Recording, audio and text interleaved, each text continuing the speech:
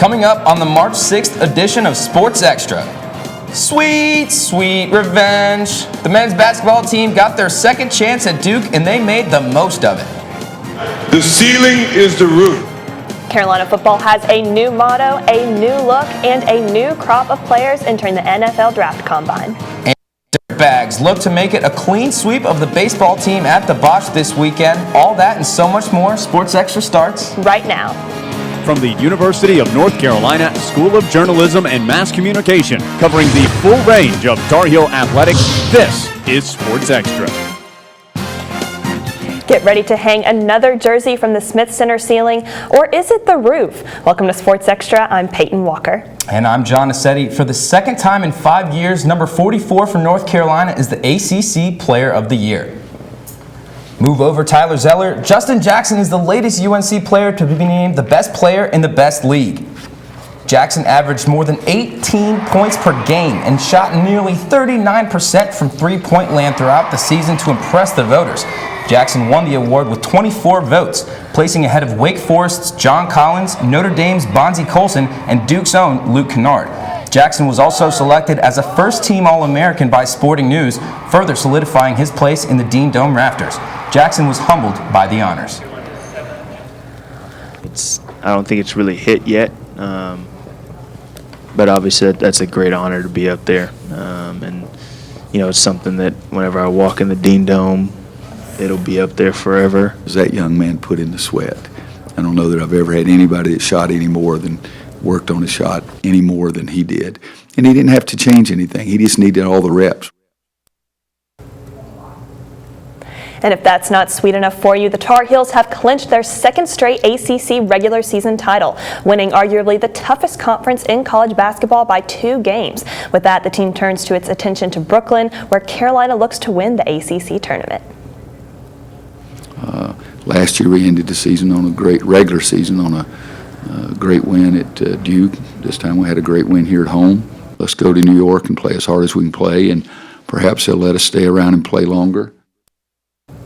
Michael Jordan was there, Coach K was there, 20,000 plus screaming Tar Heel fans were there. The greatest rivalry in college sports resumes Saturday night, and not even a Grayson Allen elbow could stop our Brett Thompson from giving us a special look at a special night.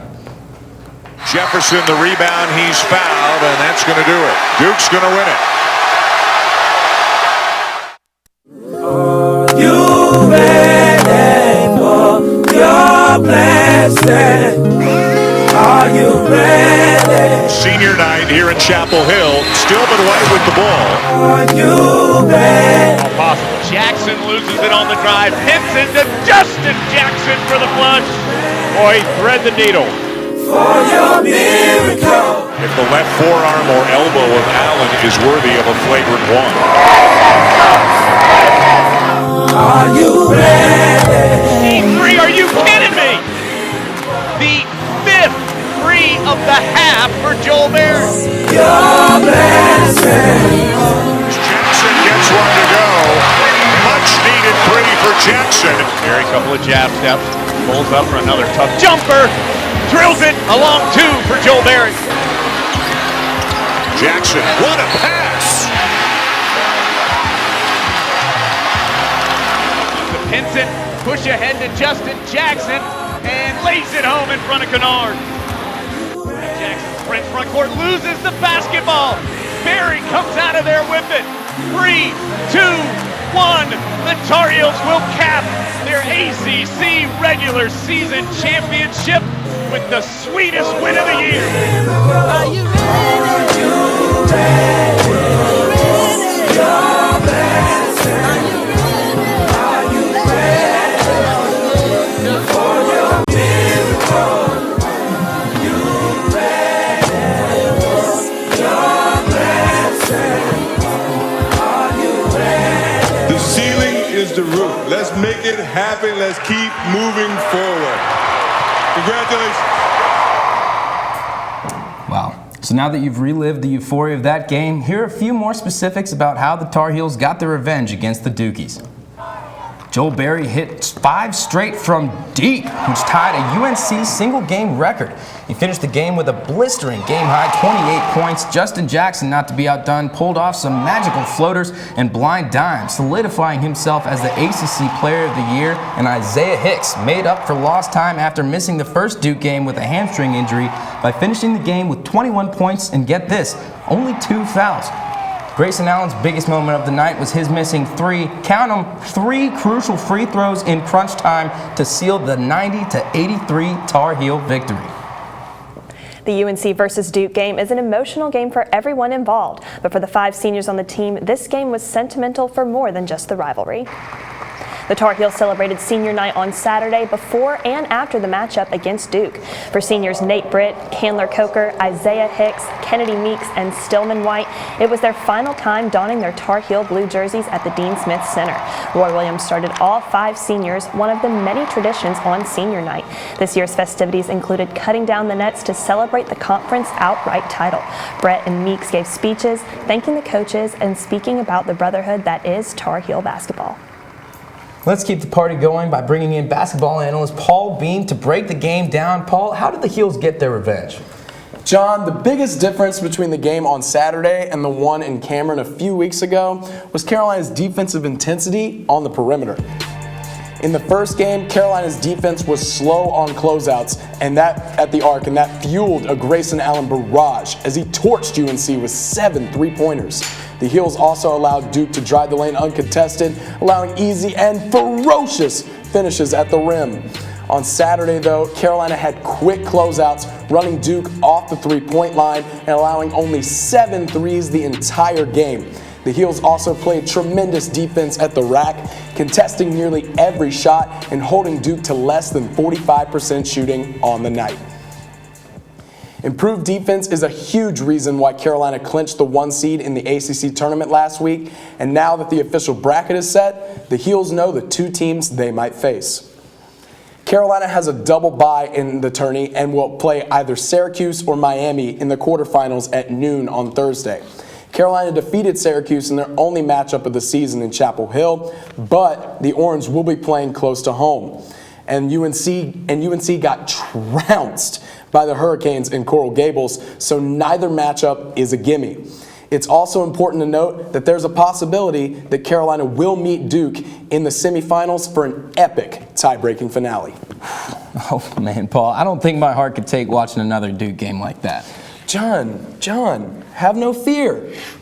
The Nostradamus is here. You might remember a few weeks back when I made some bold predictions about the end of the season. Well, after Saturday, I'm 1-0, and I'm sticking to my guns. The Tar Heels are my pick to win the ACC tournament because for this team, as the great Michael Jordan said, the ceiling is the roof. Wait a second, though. I'd like the Heels to win the tourney because ACC Player of the Year Justin Jackson has been lights out this season. But I didn't pick J-Jax to win the ACC Player of the Year, and I have an issue with the voting process for that award. Entering the Tobacco Road Showdown, on Saturday, many people thought Duke guard Luke Kennard was the frontrunner for the award. After all 15 ACC coaches and media members covering the league voted, not only did Kennard not win, but he came in 4th in the voting, despite being the only player unanimously voted first team All-ACC. I have no problem with J-Jax taking the crown, but it's ridiculous that Luke Kennard got fewer votes than John Collins and Bonzie Colson. Giving a Duke player some props, I'm shocked. Shocked, I say. That's basketball analyst Paul Beam. Thanks, Paul. And that's not all. Halftime brought some good news for another Tar Heel team, and we have Lindsay Sparrow here in the studio to tell us exactly what happened. Lindsay. And the men's basketball seniors were not the only special men to take the mic on Saturday night. A surprise guest announced big news for the Tar Heel program. Head Football coach Larry Fedora and athletics director Bubba Cunningham took the floor, but who better to make a huge Jumpman announcement than Carolina alumnus and the greatest basketball player of all time, Jumpman himself, Mr. Michael Jordan. UNC is the second college football program to sign a Jordan brand contract, and though the details of this Nike deal haven't been released, last spring Michigan signed a 15-year deal worth about $174 million, so the Tar Heels could see something in that ballpark. The UNC football team will move to these Jordan brand uniforms for the 2017 season, and this week the team got a jump start on its preparation for the fall. Less than 6 months remain until the Heels season opener, and this group of guys has a long way to go before September 3rd. The main reason, well, they're starting off with a clean quarterback slate. After the 2016 starting QB Mitch Trubisky declared for the 2017 draft, the Heels are on a hunt for a new leader. Nathan Elliott, who won the backup position last season, Chaz Surratt, and Logan Bird are all in the running. They stepped on a Navy field last week, beginning the competition for the North Carolina starting position, all starting at square one, receiving equal reps and scrimmage time, and head coach Larry Fedora says he's eager to see who shows out. They're all starting at the same level. They all know that they can win the job. I mean, so they're gonna compete. I think I kind of think it's exciting for them. I mean, because they know that they could be a starting quarterback next year. While the Tar Heels started prepping for their upcoming season in Chapel Hill this past week, these 7 former Tar Heels made an appearance at the 2017 NFL Combine, and UNC appeared among top performers in the 40-yard dash. Running back TJ Logan showed off with an impressive 4.37, finishing first in his position and 3rd overall. And Mitch Trubisky finished a top 5 among the quarterbacks. With this 4.67 wide receiver, Matt Collins is also back on the field recovering from his season-ending injury back in the fall, but it looks like he just can't catch a break, hurt his quad falling down at the end of this 4.53. But let's take a look at this list of notable Tar Heel performances. Bug Howard finished 9th overall in the vertical jump.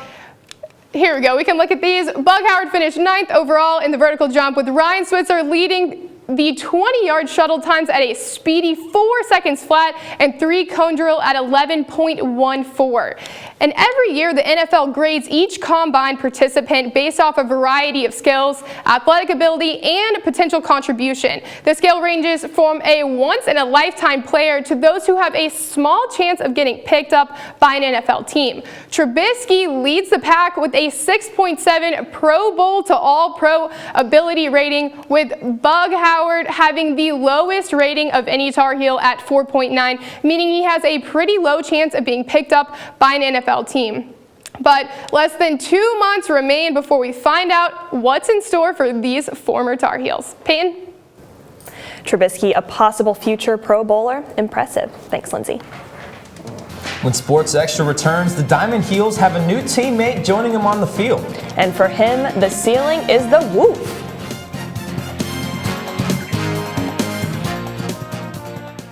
I'm Anne. I'm a scientist. Recycling takes a team. Why don't you let me and me help you out? Everyone plays a part. Don't trash I love taking stuff apart and building new things out of it. what could be treasure. Pal's my most advanced android. This is awesome. You haven't seen anything yet. Give your cardboard box another life. Recycle. Well, Thomas, you've got pre-diabetes. But with more exercise and a change in diet, it can be reversed. I've tried exercising. It just makes me hungry for bacon. I love bacon, too. And who really likes to exercise? Not me. Me neither. Nobody. So we're good? What? Oh, you still have pre-diabetes. Big time. Your daughter just had her first breakup. Do you A, put yourself in her shoes, console her? Don't worry, sweetie. This is gonna happen a lot. Or C, find her a new boyfriend. Nice single boys. That was weird. As a parent, there are no perfect answers. But you don't have to be perfect to be a perfect parent. Thousands of teens in foster care will love you just the same. Fancy pants peanut butter? A big screen television? You haven't even bought a sofa yet. A motorcycle? When your father finds out, he's gonna flip his shoes with 2 buckles? What do you even need 2 buckles for? Mr. Big Shot, buying whiskey shots for everybody in the bar. From the looks of it, I'd say nobody even remembers. Feed the pig.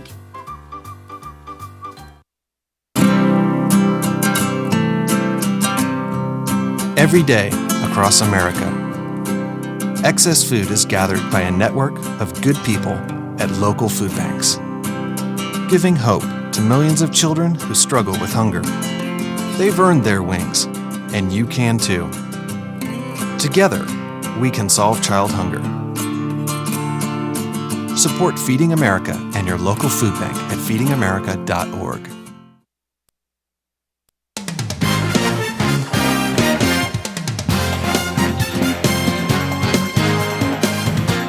The 7th-ranked men's lacrosse team looked to bounce back from a tough loss to Johns Hopkins when it took on 2nd-ranked Denver this weekend. Carolina led from start to finish, upsetting the Pioneers 13-9 on the road. Goalkeeper Brian Balcom did his best brick wall impression, recording 17 saves, and Luke Goldstock continued to lead the team's attack with 4 goals and an assist. The win made this the 6th straight season in which the Tar Heels beat the #1 team in the country. Women's lacrosse head coach Jenny Levy reached a coaching milestone this weekend as the Tar Heels played a pair of games in Maryland. Levy picked up her 299th career victory on Friday as the Heels throttled the Albany Great Danes 14-5, led by 5 goals from Carly Reed and 4 from Sydney Holman. And on Sunday, Levy picked up win number 300 as the Heels beat Canisius 16-8. Molly Hendrick led the onslaught with 6 goals to tie her career high. The win made Levy just the 3rd coach in D1 history to reach 300 wins. She'll look for 301 when Carolina hosts Virginia at Fetzer Field this Saturday at noon. The 3rd-ranked women's tennis team was back in ACC action this weekend. They dominated Clemson at home on Friday, winning 6-1. Doubles teams Graham and Olette Czar and Carter and Amy clinched the doubles point, and UNC claimed 5 out of 6 singles points, earning the victory for their ACC opener. And on Sunday, the Heels won on the road, beating Boston College 7-0. And speaking of women's teams that are on hot streaks this year, Carolina's softball team was riding a 7-game winning streak going into the weekend series against the Pitt Panthers. We start in the bottom of the 3rd inning of Game 1, Heels down 1-0, but Berlin De La Mora crushes the home run over the right field wall to tie things up. Now in the bottom of the 5th, the game's still tied and the Heels got hot. That double from Caitlin Shiflett is going to drive in 2 runs, and the fans, they were loving it. And just moments later, Brittany Pickett steps up to the plate and just absolutely bombs her first career dinger into the trees. That gave Carolina a 4-run lead, and they never looked back. UNC wins this one easy, 5-1. Then on Saturday, the 2 through 5 hitters led the way, recording all 6 Carolina hits, including homers by Katie Bailiff and Taylor Wyke. Pickett struck out 4 of the 5 batters she faced to earn her 2nd save of the season.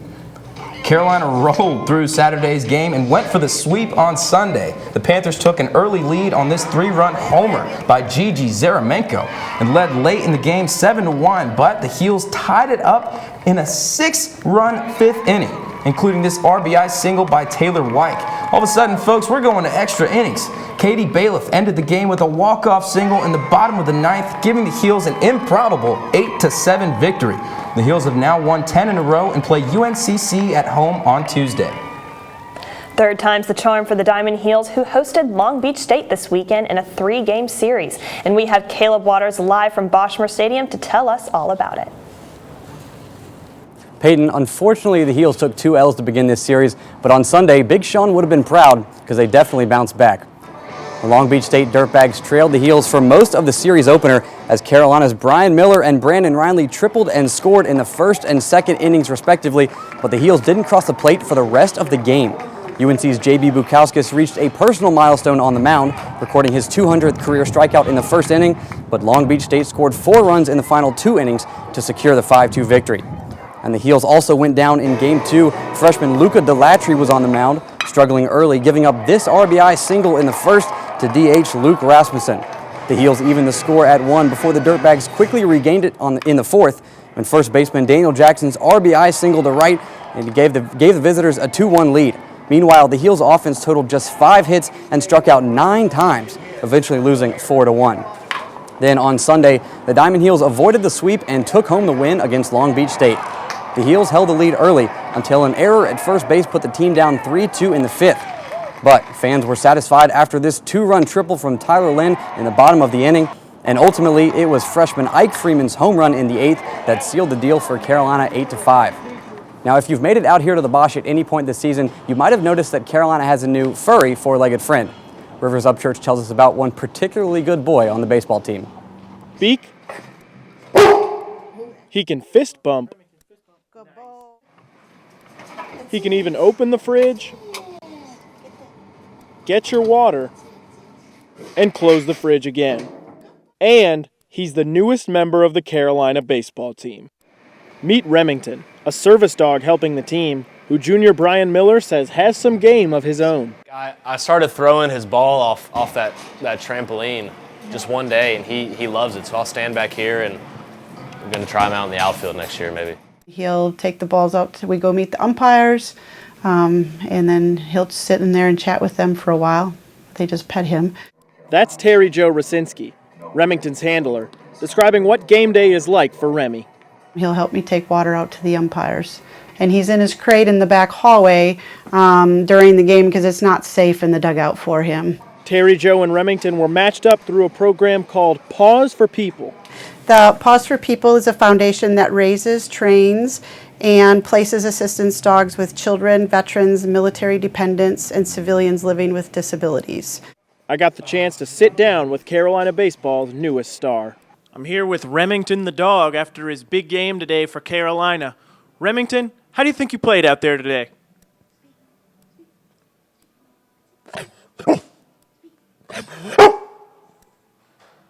Wow, hard-hitting analysis from Remington. In Chapel Hill, I'm Rivers Upchurch. Guys, no official word yet on whether or not head coach Mike Fox is going to offer Remington a scholarship, but if he continues to prove himself, UNC may have a full-blown Air Bud situation on its hands.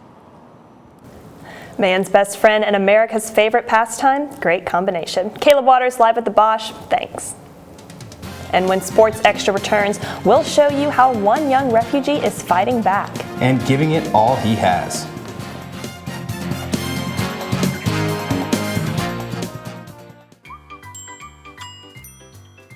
Fancy pants peanut butter?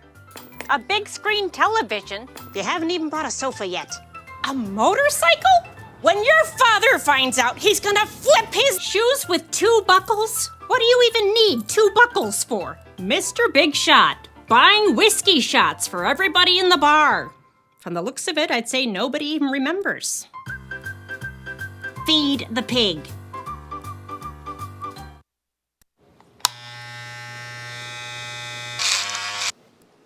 You've messed up your son's haircut. Mom?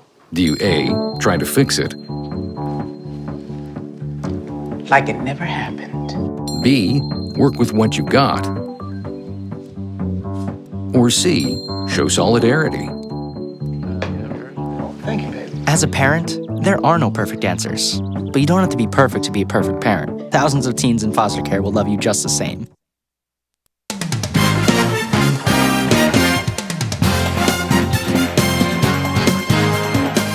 Now, who's ready for some wrestling? I know Goldberg won the title last night, but the Heels traveled to Reynolds Coliseum on the campus of NC State for the ACC Wrestling Championships on Saturday. Wrestling at 141 pounds, the third-seeded Joey Ward won the consolation finals and finished third, but it was your boy, our boy, everybody's boy, Ethan Ramos, who advanced to the finals in the 174-pound class. Ramos scored 2 there on that takedown, but with just 40 seconds remaining, Virginia Tech's Zach Epperly scored 2 on that reversal. Ramos was unable to pull through with the 1-point escape as time expired, losing 4-3. Overall, the Heels finished 5th. Ward and Ramos are 2 of the 5 Tar Heels who secured bids to the NCAA championships in St. Louis. Wrestling is one of the 9 martial arts forms used by the fighters in the octagon. Our Laura Brache met a little powerhouse with big MMA dreams. That's Musso. Standing 4 feet 10 inches tall and weighing 80 pounds, he hopes to become an MMA fighter. My goal is to start amateur and make my way up into the pro and go into the UFC. Mu is a 9th grader at Chapel Hill High School. And after class, he spends most of his time in the weight room or following the MMA. MMA stands for mixed martial art, and it's when you combine all the fighting styles. Mu got involved in MMA fighting with his friends from school. He trains every day from when the bell rings to grow bigger and stronger. Mu is also one of the many Karen refugees resettled in Chapel Hill. We came from a camp called Mela, and I moved when I was 6 years old in 2008. He remembers being picked on by the bigger and older kids in Thailand. I had some bullies back there because I was a little kid. They would throw my backpack in the river and get my papers all wet. Mu looks up to Irish MMA fighter Conor McGregor, who he hopes to meet in the near future. But as a Chapel Hill implant, Mu also has a favorite ACC team. I like UNC because I live in Chapel Hill and my parents work at UNC. And I know a lot of friends and people that go to UNC. And maybe he'll become a Tar Heel one day after he bulks up for the MMA. In Chapel Hill, I'm Laura Brache reporting. If you're watching this, you have a pretty big fan in Chapel Hill. When Sports Extra returns, not every rivalry game on campus was about winning and losing. We show you a UNC Duke game where every player comes home a winner. I was 0.5 credits away from completing high school, and I didn't do it. My support team never stopped pushing for me to be better because they knew who I could become as a person.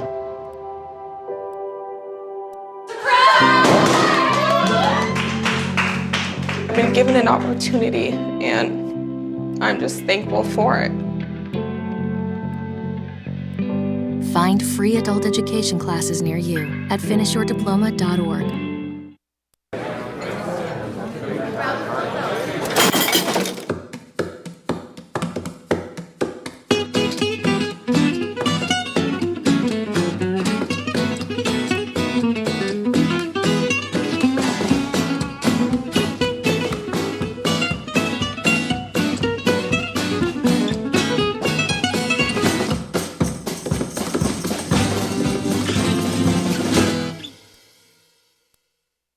Once there was a boy who did the same thing again and again.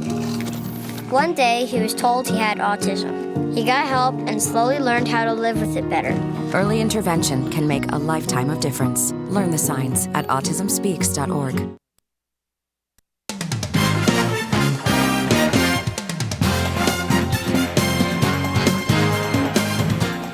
Now, I know you all saw the matchup between Carolina and Duke in the Dean Dome, but you might not have seen the one that took place at Carmichael Arena. I caught up with some Special Olympics athletes who experienced the rivalry for themselves. There's no rivalry like Carolina versus Duke, and what a showdown it was this weekend between the two schools' Special Olympics teams. The basketball game took place at Carmichael Arena and included many special guests: cheerleaders, dance teams, the pep band, and former Tar Heel and NBA player Eric Montross. So the Special Olympics is just a great cause, the unified sports. It's so much fun to come out and see athletes competing and playing a game that we love, but all the sports that go on within the Special Olympics and the unified sports is terrific. It's just fun to come out and see the enthusiasm that these athletes have for their sport. Kevin Thomas is a particularly enthusiastic player. Yeah, I had a blast. I love making the students and fans cheer like crazy. Great time with all my friends, and even playing against and with the Duke team because I have a lot of friends on that team. But this event wasn't just fun and games. It's really more than just a game. It's a lot about the message of Special Olympics and not using the R word, not using practices that aren't inclusive for people who have disabilities. After all, differences are what Thomas loves most about his teammates. One of the great things is that people come together with all sorts of different disabilities, different brain injuries and things, and come learn to kind of work with each other. That's what I think is really positive. And with teamwork like that, everyone comes home a winner. Such an amazing event, and even after they had the players come out and sign autographs and take pictures with their fans, and it was so sweet to see the smiles on all their faces. That really just warms the heart. Well, that does it for this edition of Sports Extra. Thanks for watching and have a great night.